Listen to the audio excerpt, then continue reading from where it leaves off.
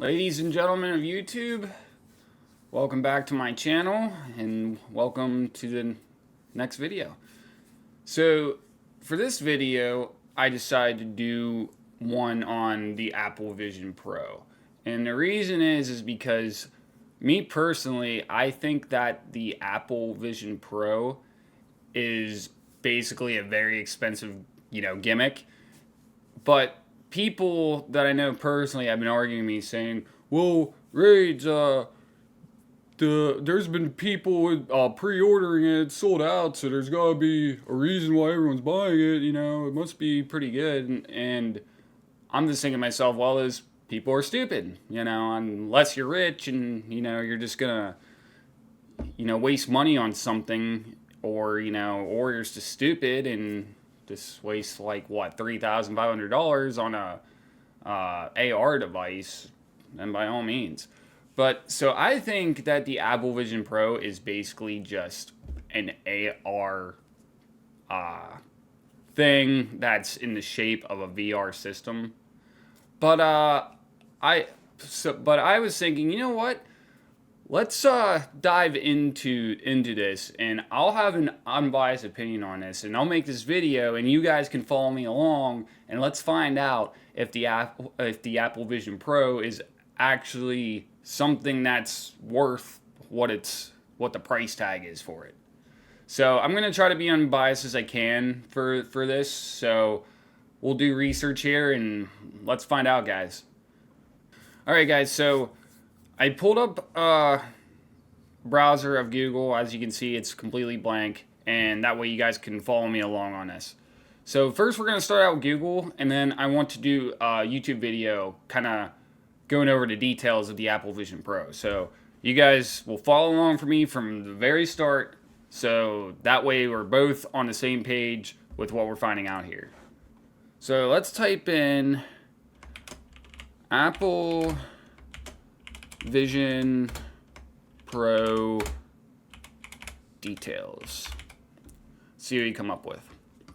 See if you can find a good source here. Obviously, we're not going to go with Apple because it's by them, so they're going to be biased in their own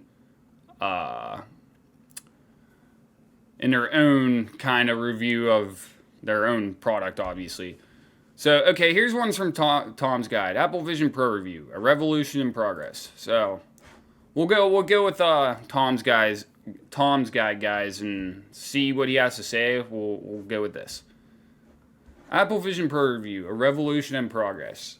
The Apple Vision Pro is pricey and far from perfect, but it's amazingly immersive and revolutionizes both mobile computing and entertainment.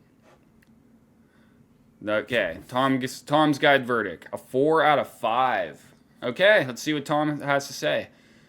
The Apple Vision Pro is truly an amazing product that delivers futuristic eye and hand tracking interface along with breathtaking 3D video and truly impressive AR apps. It's also a magical way to extend your Mac, but there's some early performance bugs that needs to be worked out. The battery can get in the way, and Digital Persona is a bit creepy and needs work. What the heck is happening? That's what I said to myself as I played Virtual DJ, spinning 2 records in front of me. With a crossfade knob and special effects, I can control my hands in midair. I just reached out and touched them. I had a similar WTF moment in a good way when I looked at my MacBook to connect and supersize its display on the wall in front of me. Then I pinned the Apple Music app to the left of my desk and Slack to the right. This is what Apple means by spatial computing. And I was almost left speechless when I viewed a 3D spatial video of my 3 dogs coming towards the camera.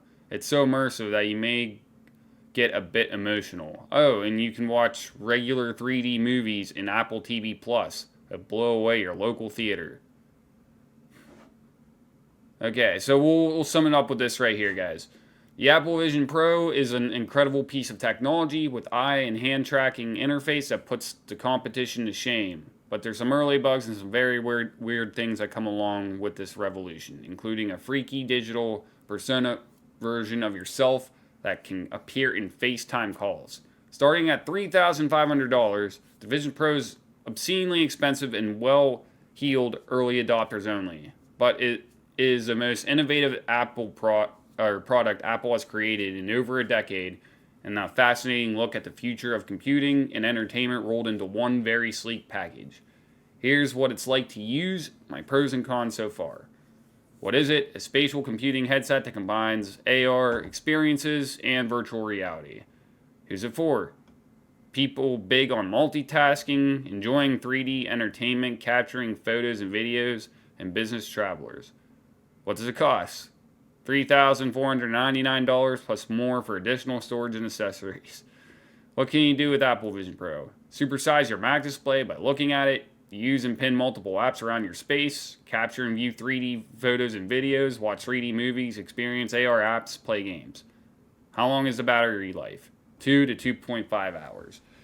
So we'll end it on there, guys, with Tom's guide review on it. So now we know, we did the research, so we know exactly what Apple's Vision Pro product is, and it's basically what I've been saying. It's an AR goggle device. So, I mean, from Tom's guide, it looks like it's a good AR, goggle device with the apps being pretty immersive, the AR apps. But, yeah, let's go watch videos now, guys, and see on YouTube, and we'll find out more from there. So, I don't want to do Tom's guide's video review on it as well. I kind of want to use also another source. Hopefully we can find something from somebody that is just like your normal average person and kind of go over the details with them on this. So, okay. Apple Vision Pro details. Okay, guys, so I typed in Apple Vision Pro details. So let's go through and see what we have here. Honestly, guys, like right off the bat, I think that from Mr. Who's the Boss is probably really good. So, yeah, I think this is exactly what we're looking for, guys. So let's see what Mr. Who's the Boss has to say about the Apple Vision Pro and his experience with it. This is the Apple Vision Pro headset. It starts at $3,500. It's going to very possibly replace the smartphone one day. So, how does it work? What's good about it? What's bad about it? And then, most importantly, why on earth is Apple doing this? So, it's a pair of goggles that you wear over your eyes. I wouldn't exactly say they make you look cool. Like these auto-tinting sunglasses I'm testing for another video kind of do. Right. Wow. But I think the key thing that Apple's trying to go for here is to make it look seamless. They've designed it in a way that even though there is more tech going on in this headset than literally any other consumer tech product on the market right now, that it doesn't feel like a burden. So, how does it work? Well, the main thing that you're going to be seeing is the screens. There's two of them. There's one for each of your eyes, which, you know how in the real world, each of your eyes sees things from a slightly different angle, and that's what gives things a sense of depth. This allows them to recreate that same effect, but in the digital world. So it will feel like you can reach out and touch the things you're seeing, which is not completely new, but it does seem like one of the most convincing applications of that, in large part because of how good the screens are. To give you an idea, the iPhone screen is already pretty sharp, right? Like you would struggle even if you stare right up close to discern individual pixels on this. Well, the screens on these glasses have,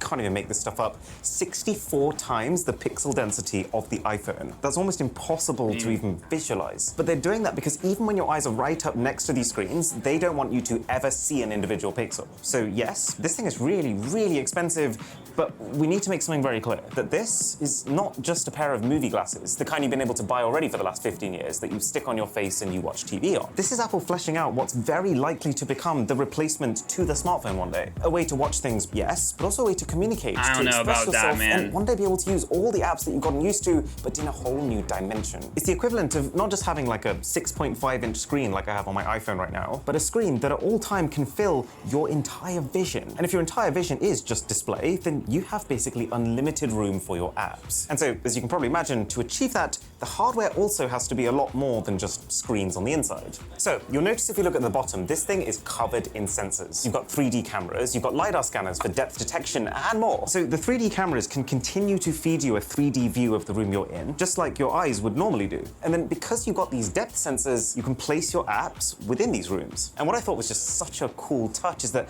they actually have a presence. You'll see them casting a shadow on your desk, or if you're watching a movie, you will see the glow from the screen spill over into your surroundings. Don't get me wrong, there are some very legitimate concerns about tech like this, and I'm getting there. But at the same time, this has been the wet dream of every developer for the last 30 years. And so some part of me is kind of shocked that in one fell swoop, it's not just here, but this well thought out already. And then the other thing that you can tell Apple is trying to push here is that this is not you losing yourself in your own little world and your own content. This is a social experience. And for that, the inside of the headset is lined with a second set of cameras, which kind of feels like the next iteration of how phones right now have a rear set of cameras and a front set of cameras. And this has a few implications. It can A, record your eyes, and then use its general understanding of what your face looks like to turn those eye expressions you make into a full-on photorealistic digital avatar for when you're having FaceTime calls. So it will look like your entire face, even though it isn't. But then also, it can project a 3D model of what your eyes are actually doing underneath this headset to the external screen. Yes, the outside is a 3D screen too. And yes, the image that other people see will change based on the angle that they're looking at you from.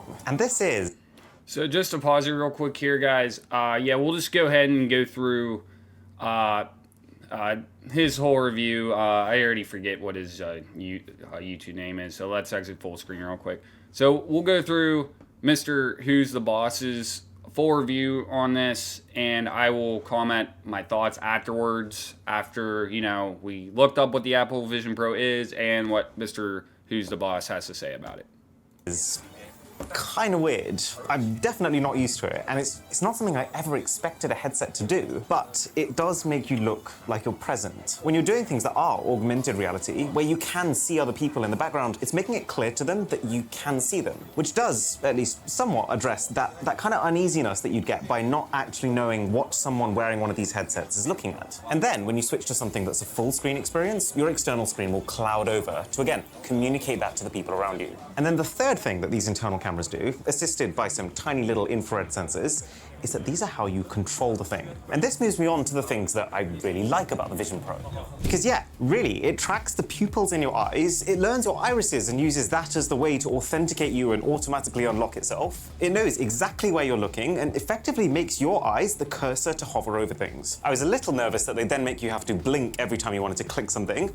Thank God they haven't, because that would be a fast-track ticket to a headache. Instead, you just use your fingers. Your glasses will know where your fingers are because of these cameras, which have a massive field of view. And from the moment that I first saw this, I thought, yes, this is the most natural way to interact with a VR or AR headset. It's gonna make it feel like an extension of you. And I'm so glad that you don't have to reach out and hold your hands up like this, because that's gimmicky. The fact that you can just rest it on a table or your lap and still use it, that is gonna be the key to it feeling seamless. Kind of like when we first saw touchscreen phones that didn't need styluses. You just interact with your fingers and, I mean, the rest is history. Plus, you do also get Siri to type things with your voice, and you can also link it with your normal Apple keyboards and mice. And then you've got the power. When I first saw that Apple was making a headset, I initially thought, oh, okay, well, it's gonna require you to have an iPhone, and that iPhone is probably gonna be the main source of computing power, and it'll just stream to the headset, which is just where you view it. That would have been the simple way to do this. But Apple is instead very clearly drawing a line that separates this from just being an accessory to the phone. This is a brand new product category with a brand new operating system for the first time since they launched the Apple Watch nearly 10 years ago. And with that, it's got its own laptop quality M2 chipset inside of it, as well as a dedicated R1 chip that's going to focus on processing the insane amounts of data from the 12 cameras, 5 sensors, and 6 mics on the thing. And then to keep the whole thing juiced up, got quite a weird solution in that it's an external battery pack that you keep in your pocket. And my very first thought was, this doesn't feel very Apple. It's not this seamless, polished, perfect solution, and the fact that it only lasts like 2 hours on a charge definitely makes it feel a little bit less bleeding edge. But I do think it was the right decision, because A, it allows you to redistribute a large part of the weight and size of the headset, which, if it's being designed for daily wear, is really, really important. It's still not light by any stretch of the imagination. I mean, it is made of glass and aluminium mostly, but it's not bad. B, it means that it's completely standalone and portable. Having a battery and having your own chip means it doesn't require you to be plugged into a console or a PC.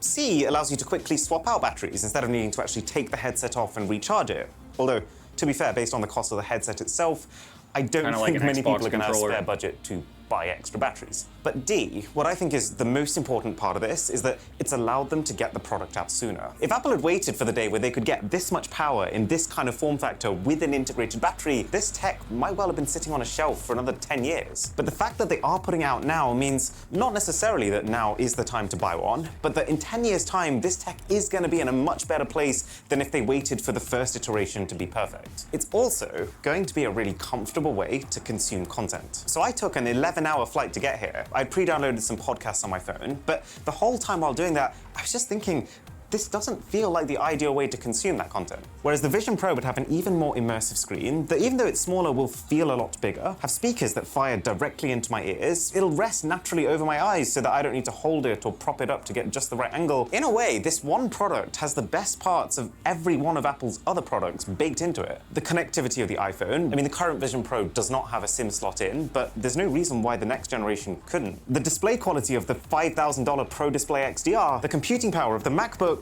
not to mention the whole other extra dimension it's adding. And then cameras. This is where you really feel the benefit of wearing your tech, in the sense that all of a sudden you don't need to take anything out to take a photo or video. It's one button, so you can experience a moment while also at the same time resting easy knowing that you're recording that moment in the exact same way that you experienced it in full 3 dimensions. I mean, this is a huge deal. We've been capturing photos and videos for over the last 50 years in 2 dimensions. So if this headset, or the idea of this headset, catches on and becomes mainstream, that changes the entire paradigm of what it means to capture a memory. But there are also some things that do concern me. For example, I find it kind of funny that in the same presentation, Apple talked about how it's introducing a feature that encourages you to keep screens further away from your face, and then introduced a device that keeps screens 1 inch from your face. Then there's the next thing, which is that there's already very little separation between us and our technology. You only have to take your phone out your pocket and your screen auto turns on and you're blasted by notifications. When the device is on your face, there's no escaping it, and that's also slightly worrying. The FaceTime thing also kind of creeped me out. So when you first set this headset up, you do a full 3D scan of your face, and from that point onwards, whenever you FaceTime, what the other person sees is technically a reconstruction of your face instead of your actual face. And at least with the state that it's in right now, it does feel uncanny valley kind of weird. But the key thing that I don't think any future revision of this headset could ever solve is the potential for isolation. I am so incredibly excited that this next era of tech is here, but I've never wanted and not wanted a product to exist at the same time as much as I do with this one, for the simple fact that I do think this is the start of the end for shared experiences. At the end of the Apple event, where they were leading up to announcing the price, they were like, you know, if you bought a massive TV and a proper sound system, you'd spend like $12K. But with this, all of those things together are just $3,500. But the key thing that was missing from that is that a cinema room is an experience for a family. This is an experience for one. I gotta pause that right there, for the entire guys. family, and then technically watch the same film all at once. So when Apple did their keynote on this, they said that if you're gonna spend $12,000 on a home theater setup, you know, this is only like $3,500 for this. At least that's what Mr. Who's the Boss is referring to with Apple's statement on that. So, Apple is completely wrong there. I don't know anyone who spends $12,000 on a home theater setup. Actually, the funniest part about it is people that do actually spend money on a home theater setup, they're spending around the same amount of money as what Apple is advertising for their Apple Vision Pro. So, yeah. No, Apple. No one spends $12,000 on a home theater setup. But what I imagine is a more likely scenario is that everyone's actually just watching their own thing. And that core human connection that we've built up ever since we first discovered Fire and we've gathered around it will start to fade. Unless you're and that brings me on to the rich. why. Why is Apple doing this? Because, I mean, let's face it. Here's one thing you need to do before you buy anything ads. online. Don't spend another dime on Amazon. This does not feel well-timed. The AR and VR headset market shrunk by like 50% last year. No one wants the metaverse. People don't like the idea of wearing a thing over their head the whole time. And at $3,500, this is not going to sell in the quantities that the iPhone did. Well, I think this is an optimistic gamble. I think this is Apple having seen the potential of VR and AR, having seen that it could potentially allow people to do way more than their current phones can, and they're trying to win the market early. And to be honest, I think they've got a pretty good chance. Apple has kind of a reputation at this point for moving into product categories, not necessarily being the first to enter them, but dominating them. The iPod became the best-selling MP3 player, the iPhone the best-selling smartphone, the iPad the best-selling tablet, and the Apple Watch the best-selling smartwatch. And see, Apple has been secretly preparing for this headset for years now. They introduced LiDAR scanners into the iPhone 12 Pro for depth perception in the cameras, which, as well as benefiting the iPhone, has silently been training developers on how to best take advantage of LiDAR, so that this headset doesn't feel like a sudden new developmental challenge to them. How they've been focusing really hard on Siri's voice-to-text engine, knowing that one day it may well be the primary way to type things. How a couple of years ago they announced spatial audio for AirPods, which tracks the movement of your head and adds the dimension of direction to your sound. Not that useful for an iPhone, but for a headset that's designed around head movements, I mean, it's pretty clear that's what it's really made for. No other company has had an opportunity like this to slowly, gradually build up all the separate ingredients of what makes a headset like this. And that's what's allowed this to launch as a far more complete product than anyone else has in their first gen. And I honestly don't know what other company is going to be able to compete with it.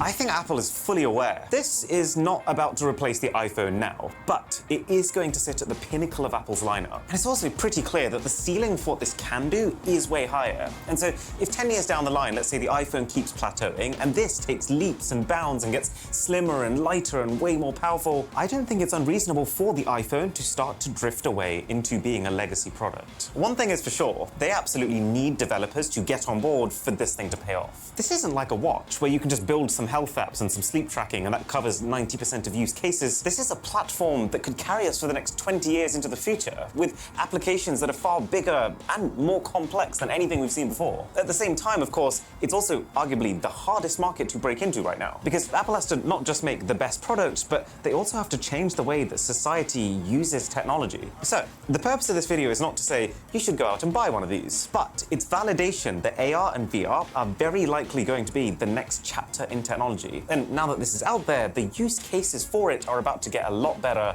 very quickly. If you enjoyed this video, then a sub to the channel would be visionary. Catch you in the next one. All right, guys.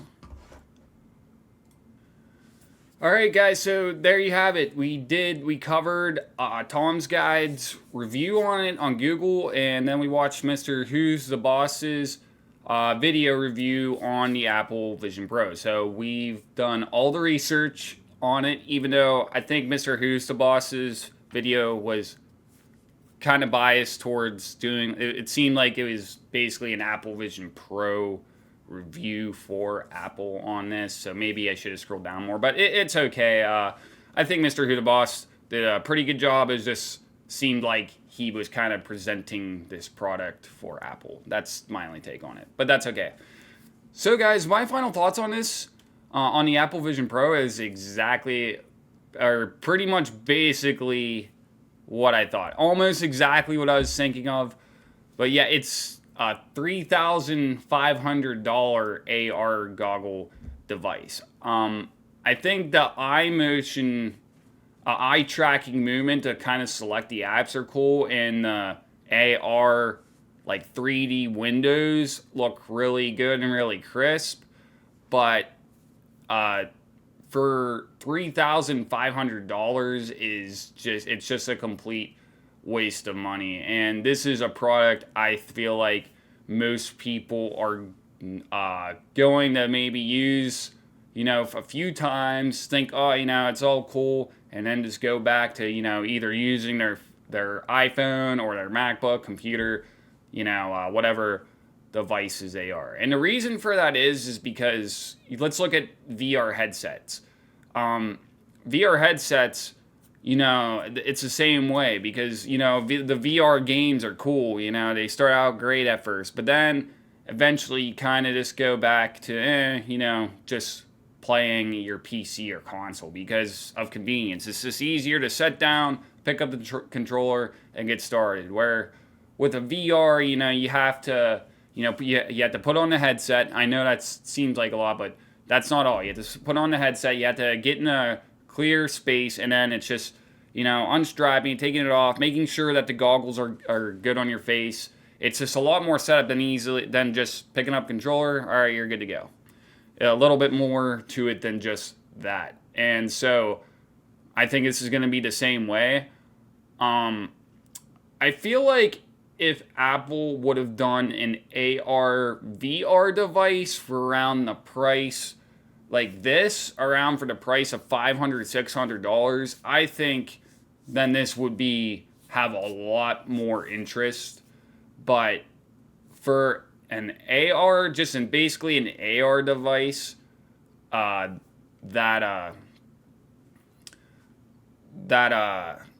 is, yeah, an AR goggle device that is priced for around the $3,500. Like, nah, man, that is not going to sell at all. So this is exactly what I thought it was going to be. I was a little wrong on some things. Like, I think Apple did a good job with this headset. It's a pretty good AR goggle device, but not 100% not worth around $3,500. Honestly, I think the price of this should be about $300. It's exactly how I think it should be priced. I mean, you guys could get an Oculus Quest 3 for the price of $300 compared to this. So who do I think this headset's for? Either somebody that's completely rich and wants to blow their money on something, or a developer who's going to be working with Apple to make apps for this specific device. I don't think it's really for anyone else. So yeah, thank you guys for following me along on, seeing for sure if the Apple Vision Pro is worth it, if it's, a product that you should get. And we found out that, yeah, the answer is no, not right now. Kind of going off a final point that Mr. Who's the Boss said. He said that this is the future of the market, the AR, VR devices. And I'm going to reiterate that point that, yes, I do agree with Mr. Who's the Boss. This technology is the future, but so far it seems we're a long ways off. Because how I consider VR, AR technology to be is where you actually perceive and feel like you're actually in a virtual world. Right now with this goggle stuff, I mean, we're just kind of scratching the surface with this technology right now. So it is the future, but I think we're a long ways off from it. And I don't see Apple gaining traction with this pair of goggles until they actually lower the price to something that's actually reasonable for what they're pretty much selling. So, all right, guys. Yeah, thank you for, joining me on this video for this Apple Vision Pro review. And I'll see you guys in the next video.